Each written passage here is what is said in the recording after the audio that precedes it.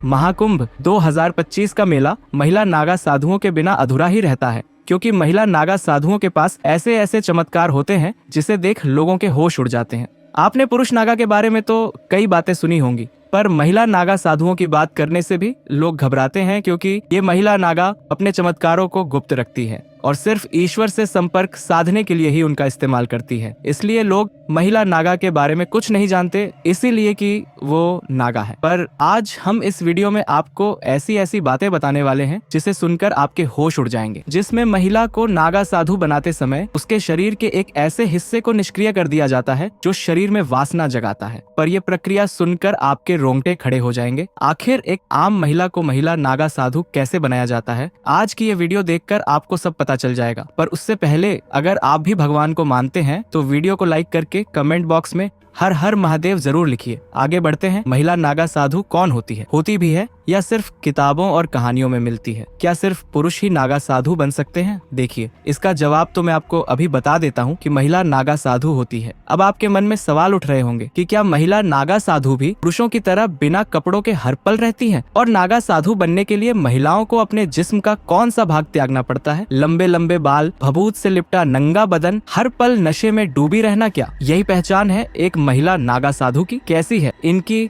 रहस्यमय दुनिया? सभी जानते हैं कि नागा साधु वो होते हैं जिनके काफी बड़े बड़े बाल होते हैं और वह निर्वस्त्र यानी बिना कपड़ों के रहते हैं और उनके शरीर पर हर तरफ भस्म लगी रहती है। लेकिन नागा साधु के बारे में इतने सारे फैक्ट हैं जिनके बारे में बहुत कम लोग जानते हैं। सबसे पहले आपको बताते हैं नागा साधु और साधुओं से अलग कैसे होते हैं। नागा साधु कई मायनों में दूसरे साधुओं से अलग होते हैं। सामान्य साधु आपको कहीं भी दिख जाते हैं और उनका रहन सहन का तरीका भी नागा साधुओं से काफी अलग होता है। नागा साधु हर तरीके से इस दुनिया से दूर रहकर तपस्या करते हैं और अलग ही लाइफ जीते हैं। कोई भी बेहद कठिन परीक्षा और लंबे प्रोसेस के बाद नागा साधु बनता है। नागा साधु बनने की प्रक्रिया भी बहुत दिलचस्प है। नागा साधु बनने के लिए एक पूरी प्रोसेस होती है और इसमें कई लेवल पार करने के बाद ही कोई नागा साधु बन पाता है। यह प्रक्रिया कई सालों तक चलती है और उसके बाद किसी अखाड़े द्वारा उन्हें नागा साधु माना जाता है। इन लेवल्स को तहकीकात, महापुरुष, अवधूत, लिंग भंग या टांग तोड़ नाम दिए गए हैं। इसमें सबसे पहले तहकीकात की प्रक्रिया होती है, जिसे अखाड़े में एडमिशन की तरह माना जा सकता है। इसमें पहले नागा साधु बनने के इच्छुक इंसान की अखाड़े में एंट्री होती है और जांच पड़ताल की जाती है। इस दौरान अखाड़े के लोग यह तय करते हैं कि यह नागा साधु बन सकता है या नहीं। उसके बाद इन्हें अखाड़े में शामिल किया जाता है और कई सालों तक उन्हें साधुओं के साथ तपस्या करनी होती है। कई साल तक तपस्या करने के बाद जब वह नागा साधु बनने के लिए तैयार होते हैं तो उसके बाद उनकी कई स्तर पर परीक्षा होती है। इस दौरान उनके तप त्याग की जांच की जाती है। पहले की प्रक्रिया ब्रह्मचर्य होती है। इसके बाद उन्हें महापुरुष बनाया जाता है। इस प्रक्रिया में उन्हें रुद्राक्ष दिए जाते हैं जो अक्सर नागा बाबा के शरीर पर दिखाई देते हैं। इसके बाद अवधूत प्रोसेस से गुजरना पड़ता है, जिसमें उन्हें बाल कटवाने पड़ते हैं, मतलब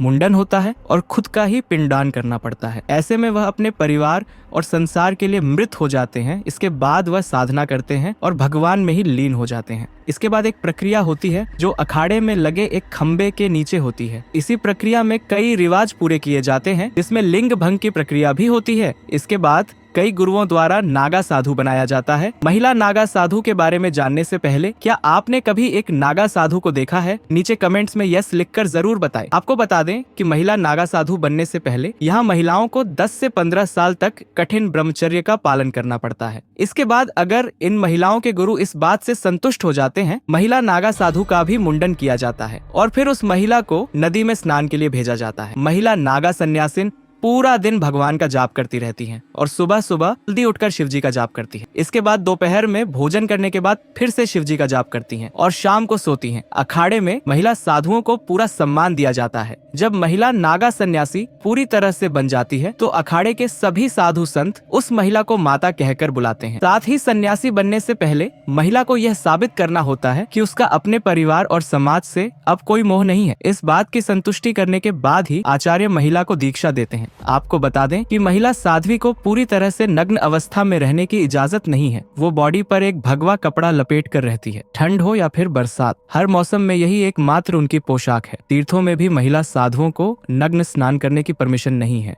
आपको जानकर हैरानी होगी कि कई अखाड़ों में नागा साधुओं की दीक्षा लेने के लिए विदेशी महिलाओं की संख्या काफी ज्यादा होती है। भारत में जिस तरह नागा साधु इतने कठोर होते हैं और इतनी परेशानियों के बावजूद बिंदास जीते हैं, इसके पीछे क्या वजह है, ये जानने के लिए बाहर के लोगों में काफी दिलचस्पी होती है। यही वजह है कि कुंभ में नेपाल से बहुत सी महिलाएं आती हैं। इनमें कई साध्वी ऐसी होती हैं जो गृहस्थ जीवन को त्याग कर साध्वी बन गई होती है। जूना अखाड़े में इस तरह की कई साध्वी हैं। इसके अलावा जर्मनी, मॉस्को, अमेरिका समेत अन्य देशों की महिलाएं भी साधु बन जाती हैं। इनमें तो कई ऐसी हैं जो बिल्कुल यंग हैं, जो पढ़ी लिखी हैं। सच कहूँ तो इन्हें हरि भजन के अलावा अन्य किसी से कोई मतलब नहीं। ये सभी साध्वी अखाड़ा के नियमों के मुताबिक ही पहनावा और तिलक से सबका श्रृंगार करती हैं। दोस्तों, अब जो मैं आपको बताने जा रहा हूँ वह काफी हैरान कर देने वाला है। क्या कभी आपने सोचा है कि आखिर यह नागा या महिला नागा साधु सिर्फ कुंभ के मेले में दिखाई पड़ते हैं, लेकिन इसके अलावा इतने वर्षों वो कहाँ रहते हैं, कैसे रहते हैं? शायद ही आप में से किसी ने इस बात पर गौर किया होगा।